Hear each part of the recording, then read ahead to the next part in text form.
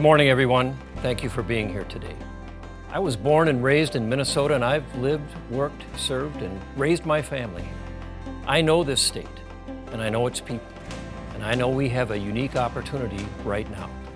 I've served as a soldier, a school board member, a legislator, the state Senate minority leader, and chairman of the Minnesota Republican Party. And the lesson I've learned through these experiences is simple. Defeat the radical left-wing socialist movement that has engulfed the DFL and deliver for Minnesota. We must build a winning coalition, a coalition that represents the values that the majority of Minnesotans have, and push these common sense principles forward, whether the socialist and Democrat politicians like it or not. Because leadership is not about going along to get along. Leadership requires a commitment to doing what's right and earning the trust of others to get things done to make our state better. It's about uniting around what we have in common, not what divides us. Before I go any further, I'll state the obvious. The Democrats are imploding. Whether their nominee is Peggy Flanagan or Angie Craig, they will have spent months begging for approval from the far left base that is transforming the DFL into a socialist party. They're running to please partisan activists, not everyday Minnesotans, because their party has changed. This is not the DFL of our parents and grandparents. This is now a democratic, socialist, liberal party. And here is the cold, hard truth. They are not defending working families anymore. They are not fighting for farmers anymore. They are not committed to good government. Whoever wins the primary in this new DFL will be completely out of step with the majority of Minnesotans.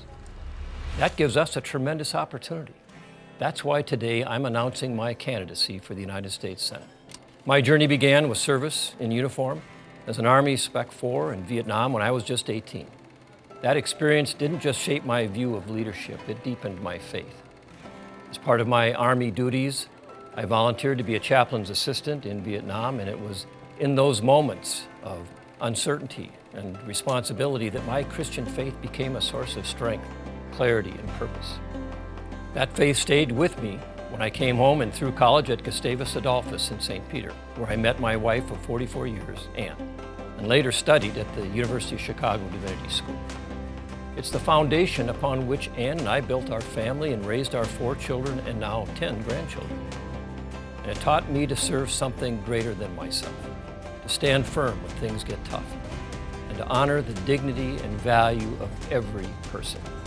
In business, I worked in forecasting and logistics for over 25 years, where decisions about energy, cost of goods, supply chains, taxes, and regulation aren't abstract.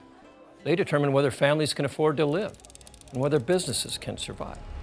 Groceries, gas, housing, healthcare, all up, paychecks flat.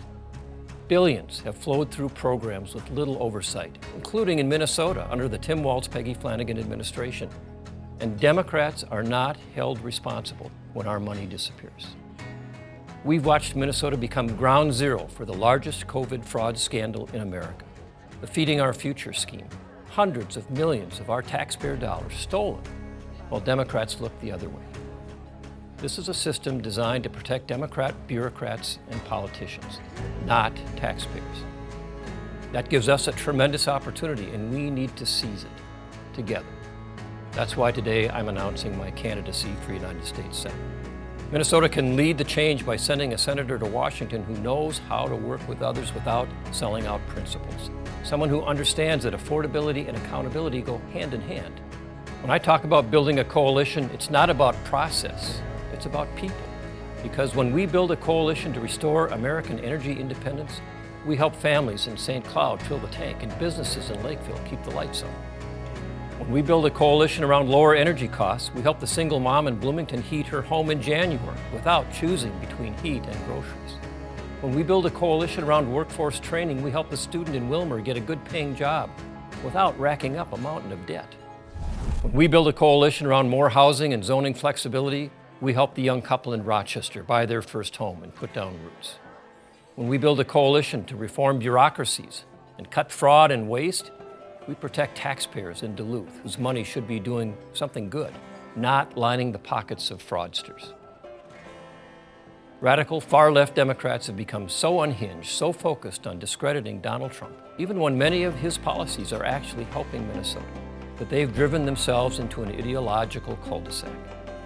And the people hurt by them are Minnesotans with higher energy costs, higher utility bills, higher grocery bills, higher healthcare costs, higher taxes, and less accountability.